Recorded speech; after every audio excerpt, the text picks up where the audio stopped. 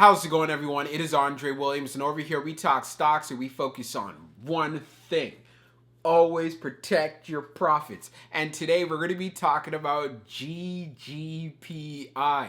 I've been getting those requests. Dre, we need to get an update. Of course, it ended up having a pullback inside of the market, but you know how much on this channel we love to see that. We love to add to our positions when it is below $11, in that $10 range. I'll talk about it further inside this video. I won't waste any more time. Let's jump into the agenda. If you're new to this channel, we have timestamps down below inside the description. But if you're a shareholder or you're thinking about taking a position, I highly suggest you watch this full entire video. So the first thing we're going to go over is the technical analysis. We're going to be taking a look at the overall price action. We want to know support. We want to know resistance. We want to know what it looks like in the bearish case scenario and as well as in the bullish case scenario. You want to have a strategy. Also, we're going to go on Fintel, taking a look at the recent institutional ownership and as well as the short interest information. The reason why the short interest is important because it does have an impact on the way the stock performs. And then we're going to be taking a look at the order flow distribution.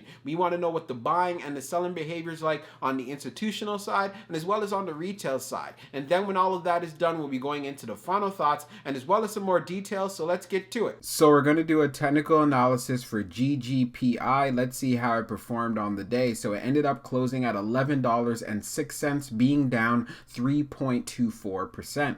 On the low, it tested $11.02, and then on the high, testing $11.47. When we take a look at our volume stats on the day, you can see we traded at 2.807 million shares, and the average volume over 10 trading days is at 3.199 million shares. So in regards to volume, not too bad whatsoever, but we've seen a pullback in the market as a whole, and GGPI has been impacted by this. When we take a look at our chart, which is the daily chart, you can see from the RSI down below, it is right around 41.15.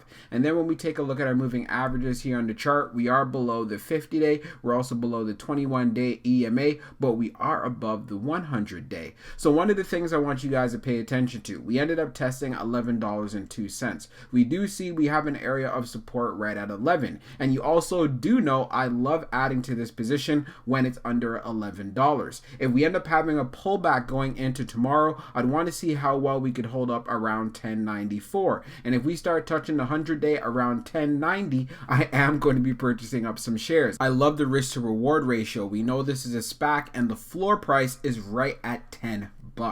Now, as far as for a reversal, if you want to see a bullish move, you're going to want to see it surpass the high of the day at 1147. So what this tells us, we do have some resistance right here around 1150. Passing 1150, then we can look forward to seeing a move to where we can start testing around 1165 and catching up to the 21-day EMA around 1169. I could see a lot of selling pressure here, but at the same time, we know going into 2022, this is a play that could easily get to $12 and go further from there. So this is why I love the risk to reward ratio on this play. Another thing that could also occur since we are coming closer to the end of this week, we just continue to consolidate and using that 100-day as support, which is not a bad thing either because it does give anyone who's considering this opportunity a chance to add to a position. So we're going to take a look at the recent institutional ownership and short interest information for GGPI. Scrolling down further on the page, green rows indicate new positions while red rows indicate closed positions. So what we can see here most recent for December the 21st, we have Nationwide Mutual Funds that went in with 170 shares. We also have the Jefferies Group that went in with 500,000 shares. We have Hemix, this was back at the end of November, that went in with 23,000 shares, just over that. We also have R.N. Cox that went in with 41,800. So again, we can see institutions have been showing interest in GGPI. When we take a look at the short interest, the dark pool short volume ratio is at 37.90%, and then for the dark pool short volume being at 587,691 shares. Scrolling down further on the page, the short shares availability is at 1.1 million, updated 22 minutes ago. And then for the short borrow fee rate, it is at 1.62%. When we take a look at the history of the short volume ratio, we can see for the close of December the 27th, 27th, it was at 31.60. And then for the close of the 28th,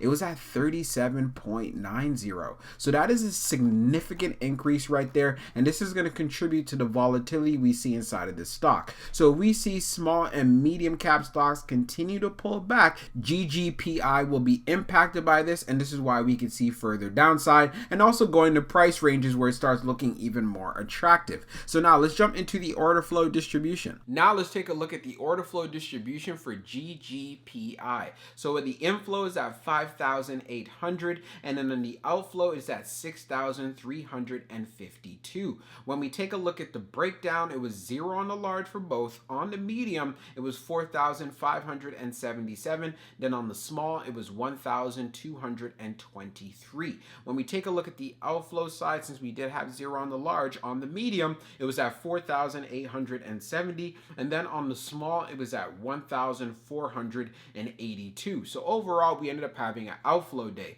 Taking a look at the large scale orders in the last 5 days, you can see for today, it was 0, but we did see some outflow days on the 28th and as well as on the 27th. When we analyze the numbers even further for the small scale orders, which represents the retail side, we had more selling than we had buying. And when we take a look at what happened on the medium, we also had more selling than we had buying. When we take a look at the turnover ratio, it was at 2.83%.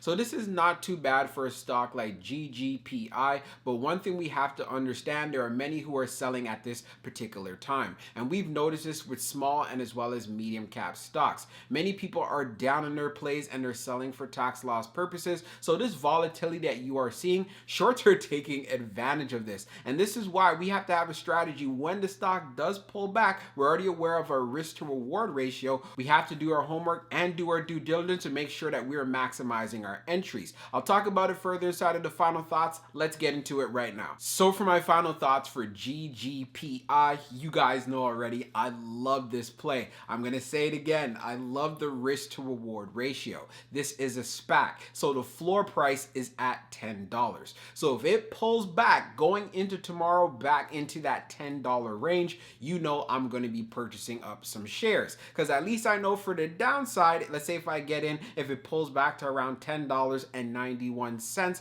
then I know as far as risk is concerned, it's like 91 cents a share. And in regards to the upside, especially going into the new year, and if we get any updates in regards to the EV sector as a whole, this stock can start making moves going to $12 and as well to $13. Like I said, I really like how this play looks. So if it's pulling back and if you are inside of it, just make sure that you have high conviction before getting into a position. This is very important, because if it does pull back even more, you'll be prepared. I know I sound like a broken record here, but going into 2022, I want to make sure you guys are making the right decisions when you're putting your money into the stock market. Any bad habits that you had in the past, you got to leave them behind. Also, when we went on Fintel, taking a look at the short interest information, it still continues to have short squeeze potential. And these are one of the reasons why it is very easy for a stock like this, when volume comes in, we can see some strong moves to the upside. So whether you're a trader or you're an investor, I just want to make sure that you have a game plan. It is very essential.